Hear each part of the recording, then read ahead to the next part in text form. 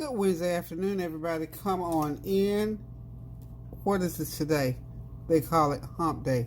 So glad to be here. Hope you all are doing well. The sun is shining bright. It's Black History Month, and we are well on our way into bringing you a few Black History tips and also some good old food. So I'm going to prepare today a good old-fashioned meal. It's midweek, so I figured we need something a little bit stick to the bone. It's kind of cold still outside, not as cold as yesterday, but nonetheless it's cold. This is just a quick old-fashioned bring back some memories dinner today. And what it is going to be some turkey meatloaf, some creamed potatoes, and some green beans. How's that for old-fashioned? Quick to the point, very familiar. So we just like to put something on the table. It's going to stick to the ribs a little bit. I've done meatloaf many times, and as you know, I use ground turkey rather than ground beef. Like the flavor better. Supposedly it's healthier, so we're going to try ground beef. This is a 2-pound package of ground beef. I was going to make just 1.5 pounds, but I think I'm going to go ahead and do the whole 2 pounds, because guess what? Frozen meatloaf thawed out a week later is better than it was the day that you made it. So I'm going to go ahead and make this big old meatloaf. Nobody here but Kareem and I, but I'm going to make this big old meatloaf nonetheless, as if there were 6 people going to eat it. So real simple. I've already chopped. This is 3 nice stalks of celery, 1 medium green pepper, and 2 small red peppers, and a medium onion. This is all my veggies that's going to go into this meatloaf. So I've already chopped them, put them in the pan. This is my 2 pounds of meatloaf. I'm sorry, 2 pounds of ground turkey, rather. I'm saying meatloaf. It's going to be meatloaf when I get everything mixed in together. So we got 2 pounds of meat, ground turkey, 3 medium stalks of celery, 1 medium onion, 1 medium green pepper, and 2 medium those little multicolored peppers. I chose the red ones to put in here today. And we're going to get that packaging off to the side with our meatloaf front and center. And I'm going to be putting in 1/4 cup of breadcrumbs. These are Italian style breadcrumbs. So I'm going to go ahead, that's 1 tablespoonful. Put in about 3 tablespoons of breadcrumbs. That's to help it to stick together, because as you know, meatloaf that meat is really kind of soft. I'm going to mix it up a little bit here. Get everything mixed in here together. Oh, I thought it was always thought that it's kind of frozen a little bit on the bottom, but that's okay as far as I mix it. What have y'all been doing all week long? I've been doing much of nothing, y'all. You know what? This staying in can put you in a certain frame of mind, so you have to be very aware of what you're doing and, you know, what you're not doing as far as your everyday life, especially if you're retired. You know, as it is, you know, retired life is either volunteerism or things like that, and that's what my life consisted of, a lot of volunteering. But that we are on this stay-at-home pandemic phase. I'm not doing any volunteering, and I'm staying at home. My days are spent inside of my home most days.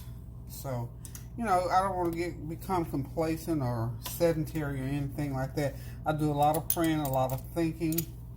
I do, you know, watch my TV shows, because y'all know I told y'all I'm a TV, and these series, I love them because some of them are really, really good, and I'm glad, because when I get into this, is going to be a teaspoon of black pepper, y'all.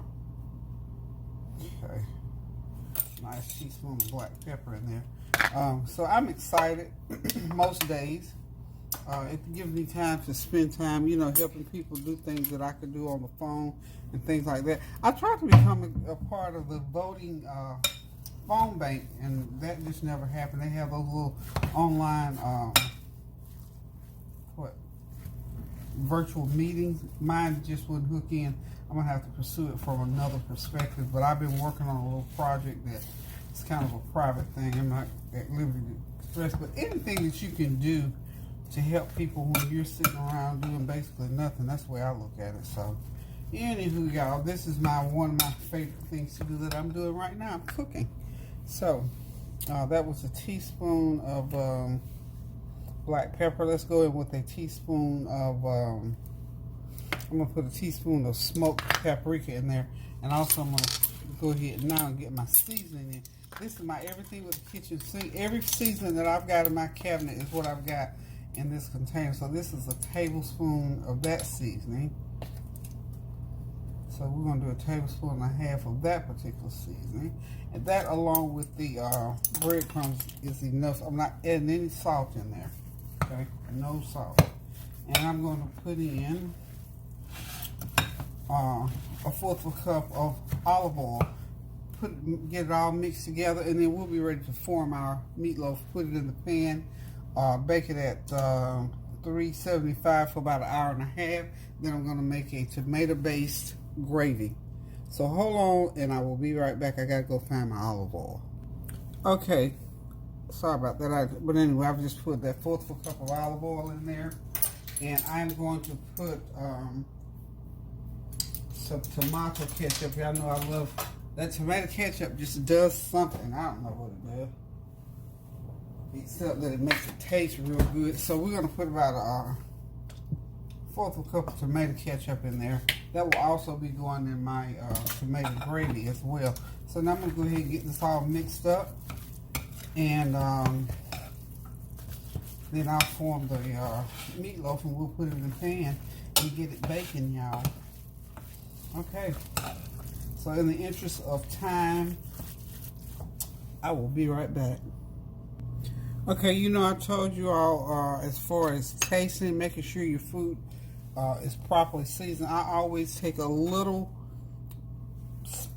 about that much, put it in the microwave and just pop about 20 or 30 seconds on there and let it cook for a minute or two so I can make sure that my meatloaf is properly seasoned. And I do that because when I'm cooking, I don't really measure, y'all. I just sort of dump. But in this, you know, for 2 pounds of meat, 3 tablespoons of that mixture that I put together. So I would say a teaspoon or a couple of teaspoons of salt, if you know you're interested in the salt content, if you want to salt it up. And then the rest of the seasoning, just do it to taste.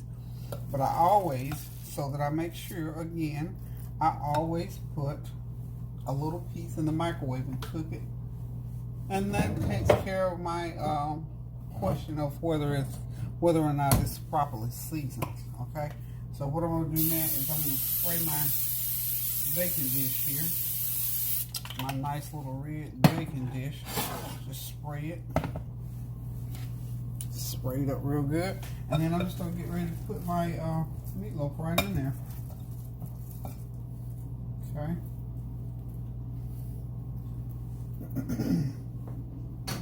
Just think of this as a gigantic oblong meatball. And all you gotta do is this right here. 1, 2, 3, it's in the pan. Sort of, you know, shape it so it'll be uniform in size. So when it gets done baking, you can slice you a nice big old thick chunk with some of that tomato gravy that I'm going to put around it. Some green beans and creamed potatoes, and you got yourself a good old-fashioned meal. This is one my mom used to cook a lot. This is one that I cooked a lot for my children as well. They love it. It's a crowd pleaser. It's a kid pleaser. And it's filling, and it's not that expensive to make, y'all. And the other thing these days that we always need is all this time, this extra time we need is quick. It's easy, y'all. It's real easy, y'all. Hang on just a minute. I'm going to go clean my hands up. Well, I'm going to clean my hands. I'm going to go ahead and turn this camera off because we're ready to put this in. It's going to go into the oven, 375 degrees for an hour and about 15 minutes, and then I'll come back and put the tomato gravy over it, bake it another about 20 minutes, and we'll be ready to eat this meatloaf along with those creamed potatoes and green beans. Be right back. We're back on the stove, y'all. It's time to get the green beans going. I've got think I got French cut green beans. Yeah, regular green beans. And then I think I got a few French cut. Yeah, so we're just gonna mix the two together. I think it's probably gonna end up being a pound of about a pound and a fourth of green beans that I'm gonna stir fry with the onions. As you know, I always season each one of my ingredients. Just kind of sauteing those real good for a minute or two there. And then I'm going to start putting in my favorite seasoning. Get a spoon. I got this heat all the way up on high. And all I'm going to do is put a little bit of seasoning on those green beans. And onions. We're going to start with doing the onions here. This is not everything but kitchen seasoning. About an eighth of a teaspoon on there is all I need. In that pan is just a little bit of olive oil. A little olive oil. Then I'm going to go ahead now, turn the heat all the way up. In a few minutes I'm going to go ahead and put the green beans in. And they're going to have, I'm not going to add any water to them. It's going to do like so. Just a small pan because I'm not cooking a lot, so I don't need a big old pan. That's about that's about 1 pound of green beans. 1 pound.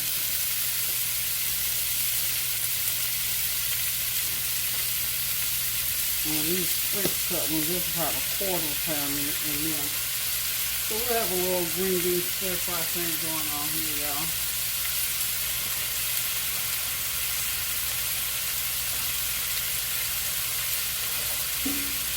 Okay, put about another half a teaspoon of my seasoning in.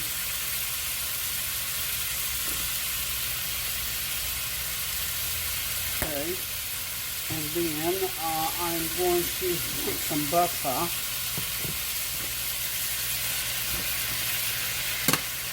Just stir them up a little bit. I'm going to put some butter on them. Y'all know I always put a little bit of brown sugar in.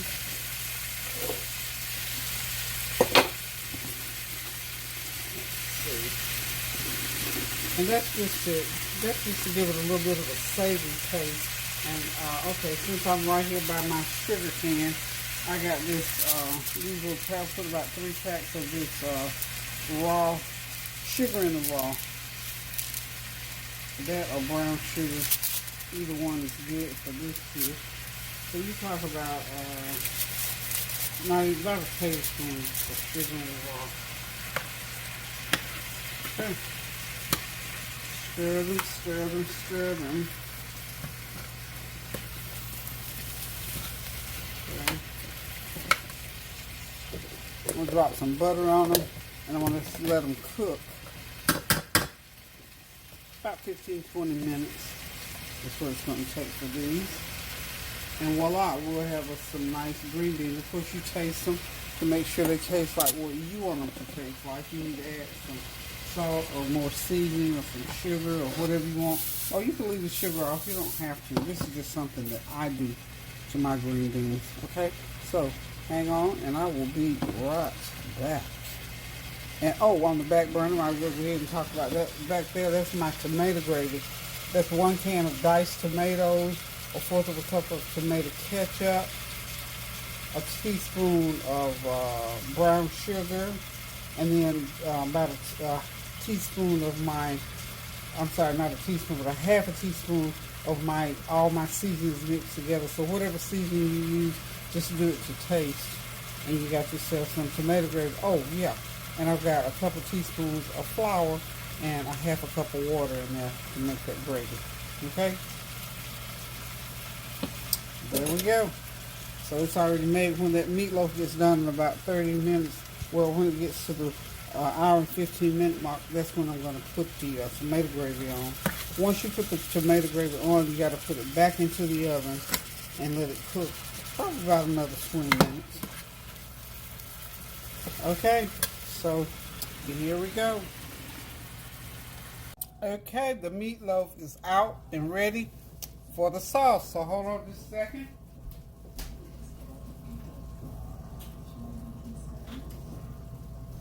Y'all know I have to turn the TV down.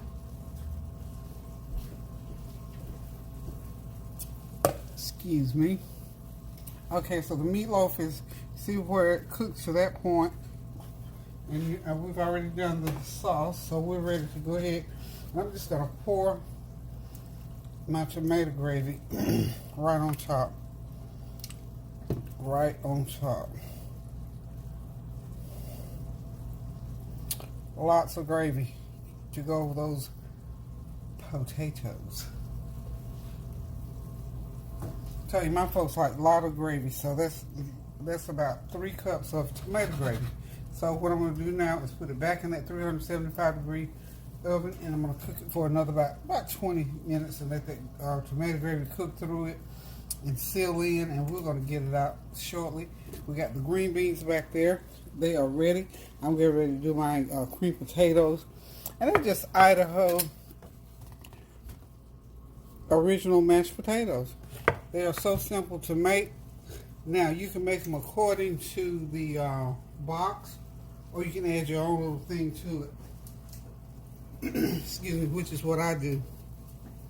I'm just going to make enough potatoes for 3 people. Because actually, it's just careening out right now. So I'll make enough for 3 good helpings, when actually 5 can actually eat off my 3. So we'll make enough. So I'm going to do a 1.5 cups of milk and a cup of potatoes, a 1/4 cup of sour cream, and a teaspoon of garlic powder. Okay, let me do this. Since I'm just going to... Oh, that's not hot. I thought that was a hot pan. Okay, I'm still eating on my lunch over there. Okay. Let's get the butter. We're going to get some sour cream out. Get the butter out. And we're just going to go ahead and do the potatoes. So I'm going to go ahead and put in that's about 2 cups of milk. That pan is already hot. Go ahead and get a 1/4 cup of butter going on in there. Get up closer. Yeah. Yep, I ate a late lunch, so I'm still kind of munching on it.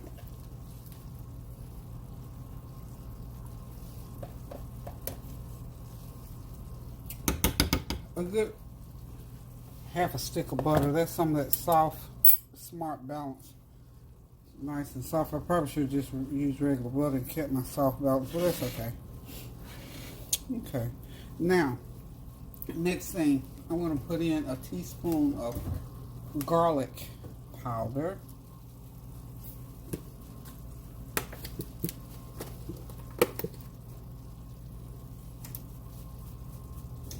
Oops. I'm sorry, 1/2 teaspoon. I said a teaspoon. 1/2 teaspoon of garlic powder. 1/2 teaspoon of black pepper. Okay. Onion powder. And I'm going to use a teaspoon of my chicken bouillon seasoning. And that will be, in that way, that'll be the salt in there. Okay. I try to use as less, just box salt as I can. And all I do is just heat all of this up. This is probably more than it should. Yeah. Okay.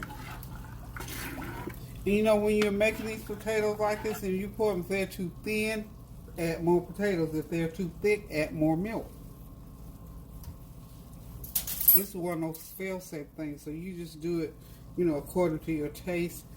and to what they're looking, feeling, and tasting like to you. So, you know, most foods, unless it's a specific recipe that you don't know anything about, then you have to do it that way. Now, the sour cream I will add in last because I don't want to put the sour cream into this. So when I get the potatoes in, they're nice and mixed up together. Then I'll put about 1/4 cup of sour cream in there, and voila, we'll have some good old creamed potatoes.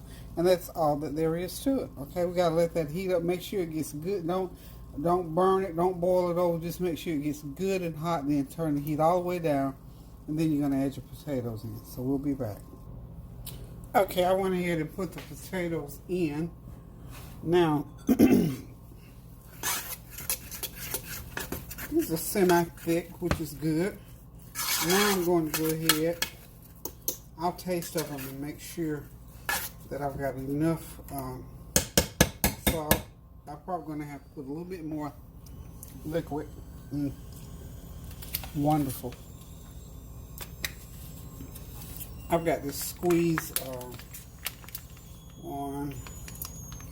2 tablespoons of sour cream in there.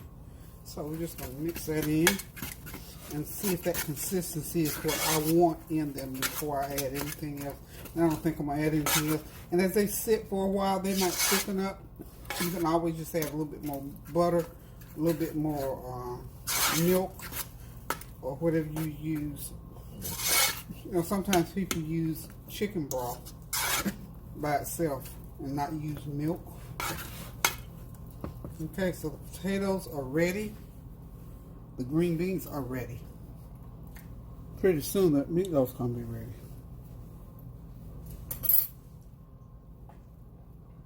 Okay, we'll be back. Okay, y'all, everything is done. The meatloaf is done. The good old savory tomato gravy, those stewed green beans, and of course those good old creamy, garlicky, sour cream sweet potatoes. Those are box potatoes. Put those ingredients in them that we talked about. Cream, butter, garlic, sour cream, salt to taste, or whatever mixture you got, some black pepper, and they taste just like fresh cooked white potatoes. Anywho, y'all, this meal is done. We're getting ready to sit back, relax, and enjoy. It's a cold, kind of a cloudy, overcast day. This looks like one of those meals, you know, when you coming through school and you come home after school and mama got that meatloaf, creamed potatoes, and them green beans on the stove. It was oh happy days. The only thing I'm missing is that cornbread. I dare not do cornbread. I'm just not doing cornbread. This is gonna be it. I'm trying to back it off, y'all. So anywho, if you want this good old fashioned everyday country meal, just go in the kitchen and spend about 1 hour and you can have it on the table. Maybe about 2 hours because you got to cook the meatloaf.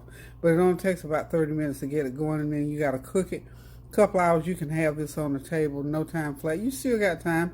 It's just a little bit after 4. You can have this on the table by 6 o'clock, y'all. So listen, y'all, keep those prayers going up so the blessings will continue to come down. Pray without ceasing.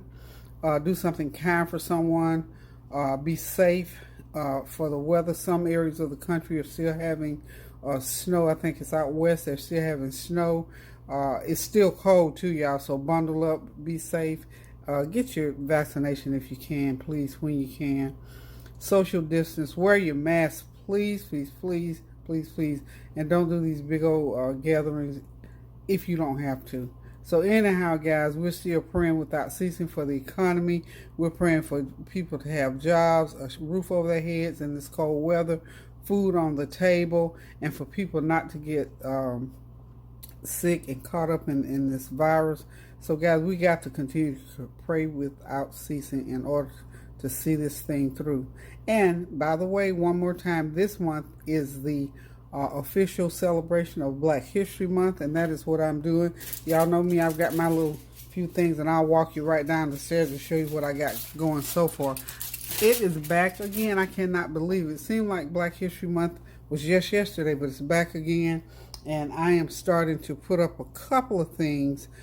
So I think what I'm going to do this year, I want to set out things as I go along. I'm not going to put it all out, I think, at one time. So maybe each day I'll decide what I'm going to put out. So let's walk down here in the area where I do all of my little decorating in the dining room area or in the den area. Let's see if I can get some light going so I can get a.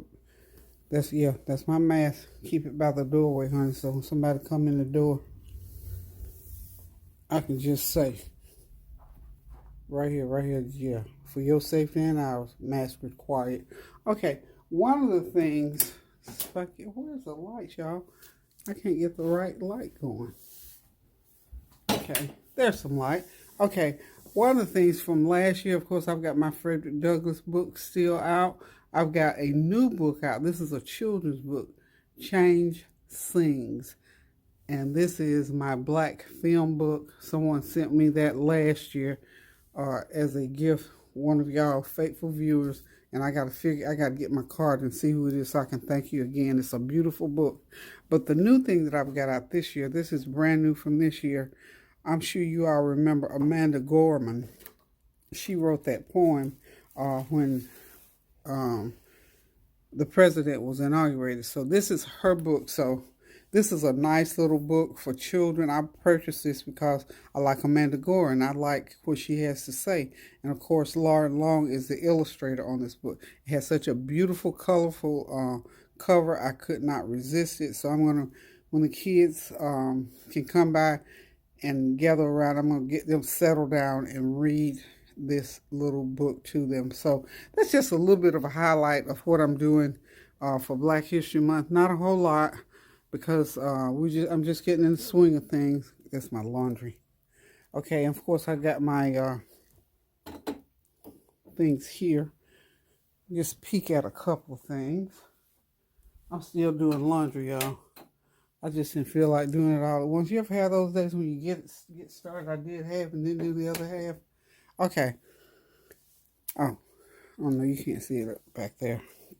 But this is talking about the military. So there's some good information in these papers. So I'm just building my Black History celebration display. So those are just a couple of the things. I still got some Christmas gifts out, y'all. So we just going, just commemorating Black history as I always do with my artifacts. Okay. My Unity carving there and that Awari game there. And of course my guitar back there. Okay, these pictures here. If you can guess who this lady is, let me move this thing here because it's casting a shadow. Of course, that's Miss Rosa. That's Miss Rosa Parks. Quiet Strength. You remember she was the one that sat on that bus and made it possible for us to get that bus segregation integration rather going. And that beautiful lady behind her could be her sister, right? Not. That's my mom. So I put Miss Rosa and Miss Ella together on my little side table here, just as a memory and a sentiment to my mom. So anywho, y'all, and look, that's Tanya over here. Look at that. That's when she was 16 years old. Isn't she just beautiful?